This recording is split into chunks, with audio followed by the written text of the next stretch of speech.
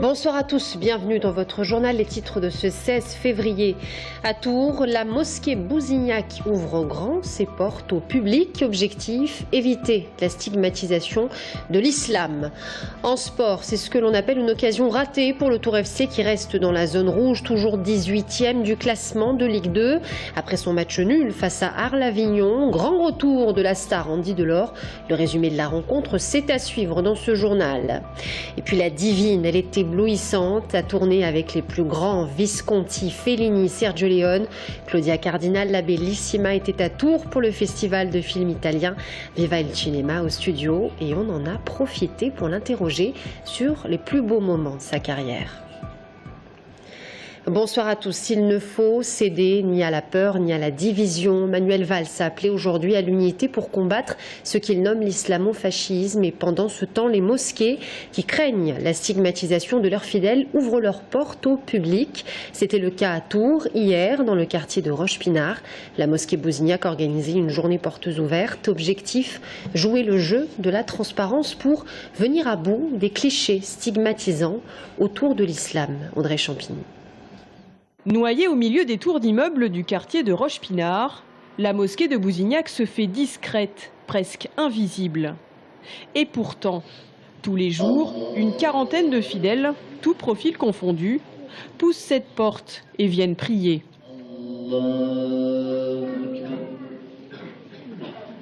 Gérée par l'association Libre-Échange, la mosquée ne vit que grâce aux bénévoles et aux dons des fidèles. Aucun financement étranger. Un choix d'indépendance assumé. On avait des propositions, mais on a souhaité rester indépendant et j'allais dire prêcher un islam de France et non pas un islam qui vient d'un pays étranger. Parce que dès qu'on dépend de l'État, donc on a bien sûr des conséquences derrière. Donc il faut faire ça, il faut faire ça. Donc on se veut, j'allais dire, une mosquée ouverte. L'imam Azouigui, seul salarié de l'association, dirige les 5 prières quotidiennes. Le vendredi, jour de prêche, il délivre son discours en arabe et en français. Une fois que c'est fini, je descends, je me dirige vers la Qibla et je fais la prière. En parallèle des activités sportives et humanitaires, ou bien des cours de soutien scolaire et de langue arabe, l'association tente de miser sur la transparence, via son site internet, mais aussi des expositions, des journées portes ouvertes et des débats.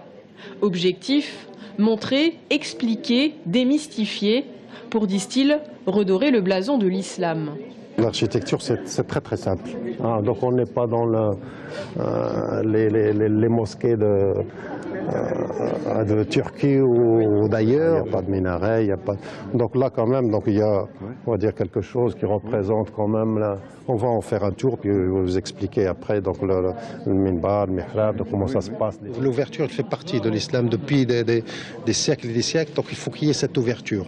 Cette ouverture, pourquoi? Pour qu'il n'y ait pas la peur de l'autre. Je vous ai expliqué le témoignage du voisin l'autre fois. Qu'est-ce qu'ils font dans ce local? Qu'est-ce qui se passe là-dedans? On ne sait pas ce qu'ils rentrent, on ne sait pas ce qu'ils font. Donc dès qu'on ouvre les portes, ils voient la chose quand ils viennent rentrer, voir qu'est-ce que ça se passe, comment ça se passe. Ils voient les activités de la mosquée, l'association, comment elle est gérée. Les gens sont apaisés. Ils ont cette réponse. Tous les vendredis, ce sont près de 800 musulmans qui viennent assister à la prêche à la mosquée de Bousignac. Des fidèles toujours plus nombreux qui doivent parfois prier dehors faute de place suffisante et qui espèrent avoir bientôt peut-être une nouvelle mosquée à Tours. Politique à présent, aujourd'hui 16 février, date de clôture, de dépôt des candidatures. Et pour la gauche en Indre-et-Loire, c'est un moment difficile.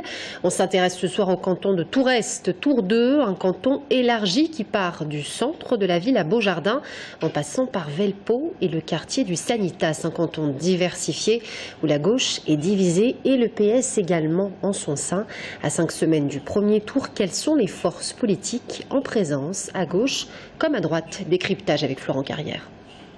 Il avait été élu en 2011 sur Tours-Est grâce à la division des socialistes. L'écologiste Christophe Boulanger, vice-président sortant du conseil départemental, y retourne en binôme avec la gauche radicale. Une situation d'entre-deux, sortant d'un côté, et concurrent de l'autre. J'ai toujours gardé mon autonomie de parole, de décision au Conseil général. Je la garde encore aujourd'hui. C'est un bilan qui est partagé avec quand même des notes qui sont très teintées du travail que j'ai pu réaliser. Face à lui, un autre vice-président sortant, socialiste, mais dissident, Claude-Pierre Chevaux, en guerre contre la direction locale du Parti socialiste. Pour lui, il est le candidat légitime après qu'une partie de son ancien canton ait rejoint Toureste. On veut m'éliminer et donc on présente quelqu'un à ma place. Et quitte d'ailleurs à faire perdre le canton à la gauche. C'est des calculs que je ne comprends absolument pas. Ça me dépasse. Ces comportements florentins, c'est digne de la Convention des institutions républicaines des années 60. Bis repetita sur Toureste, aujourd'hui élargie, avec une nouvelle guerre fratricide au sein du Parti socialiste. C'est dans ce contexte que Florence Zullian, membre du binôme investi par le PS, se présente pour la première fois devant les électeurs. Cette militante d'association est le symbole de la politique de renouvellement de Michael Cortot. Ça va me permettre de m'habituer à tout, aux choses les plus difficiles. Il n'y a pas de problème. De toute façon, je suis une battante. Ce qui va me différencier de Claude Pierre, oui, c'est ça, c'est du sang neuf. Si l'on résume, 2 vice-présidents sortants se présentent. Un binôme représentant la majorité sortante se présente aussi.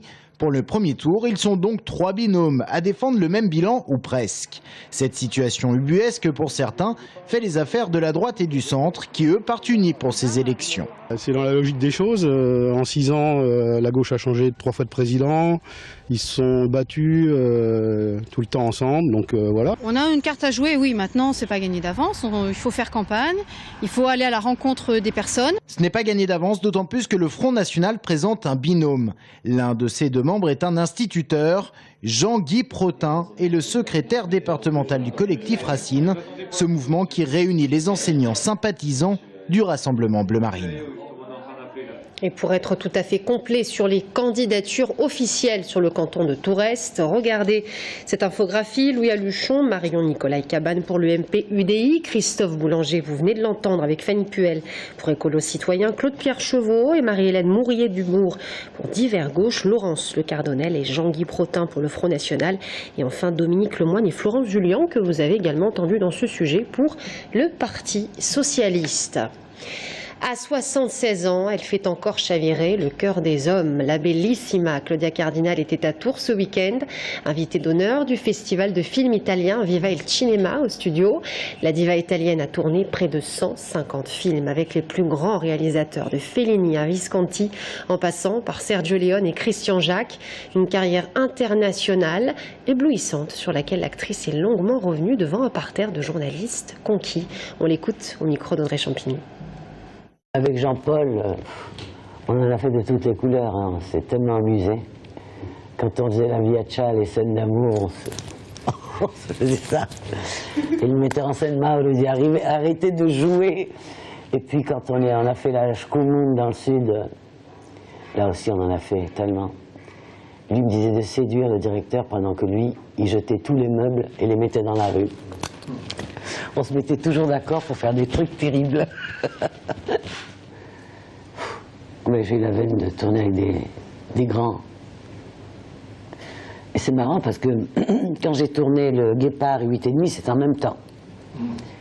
Avec 8,5, il n'y avait pas de scénario, c'était improvisation. Et avec Visconti, tout était précis. Et un me voulait blonde et l'autre brune. Et moi j'avais des longs cheveux, je devais changer de couleur à chaque fois. Quel souvenir gardez-vous des pétroleuses? Ah bah extraordinaire. Bébé contre CC, la blonde contre la brune. Tous les paparazzi étaient là, ils étaient convaincus qu'on allait se crêper le chignon. Mais ils ont été très déçus. Parce que, d'ailleurs, Brigitte, elle m'a envoyé une lettre quand on a donné la Légion d'honneur et tout ça, à ma pétroleuse bien-aimée. Oh non, moi, pour moi, c'était un rêve, parce que le premier film que j'ai vu quand j'étais à Tunis, c'était Brigitte Bardot et Marlon Brando. Les 2 films, les 2 premiers films que j'ai vus. Donc, quand on m'a proposé de faire un film avec elle, la pétroleuse. Et l'actrice soutient l'industrie du cinéma italien qui ne bénéficie pas d'aide au financement, comme c'est le cas en France. Elle vient ainsi de terminer le tournage du premier long métrage de l'actrice italienne Karine Proia, Una gita a Roma. On passe au sport, une occasion ratée pour le Tour FC qui reste dans la zone rouge. Toujours 18e du classement de Ligue 2 après son match nul face à Arles-Avignon ce week-end. C'était surtout le grand retour de l'attaquant Andy Delors. Le résumé de la rencontre avec Thomas Blanc. On a eu le contrôle du match de la première à la dernière minute, mais bon, le foot c'est ça, c'est 2 erreurs de but. Il aurait certainement préféré une victoire, d'abord pour le bien du TFC, mais aussi pour récompenser son retour et son but égalisateur. Une chose est sûre, Andy Delors était attendu et il n'a pas déçu. Andy met un joli but, Nani fait une belle tête arrêtée par le gardien en première mi-temps. Alignés côte à côte, on pouvait se demander ce que la nouvelle paire d'attaquants donnerait. Après coup, on dira qu'il leur faudra du temps. Le TFC a trop peu souvent trouvé le grand Nani et Andy Delors s'est essoufflé au fil des 90 minutes. D'un côté, on s'en doutait. Ça fait 2-3 mois que j'ai pas fait un match plein, mais bon, je pense qu'on a vu quand même que j'ai travaillé dernièrement. Et voilà, je suis content, j'ai marqué, c'est ça le principal, c'est de revenir et de marquer. Et après, voilà, au fil du temps, je vais essayer de revenir au top le plus rapidement possible. Mené au score durant toute la partie, tout rassuré intact, c'est le point positif. Mais à 11 contre 10, on regrette que le TFC ait encaissé ses 2 buts sur de grossières erreurs défensives. Frustrant pour les uns. Sincèrement, j'ai trouvé vraiment le match encourageant. La semaine prochaine, c'est derby et c'est contre Orléans. En attendant, tout reste au contact, mais aussi dans la zone rouge. Et c'est la fin de ce journal. Merci à tous de nous avoir suivis. Dans un instant, l'invité de la rédaction, Olivier Sorel, le co-directeur de l'ARCA, l'Observatoire des violences. À tout de suite.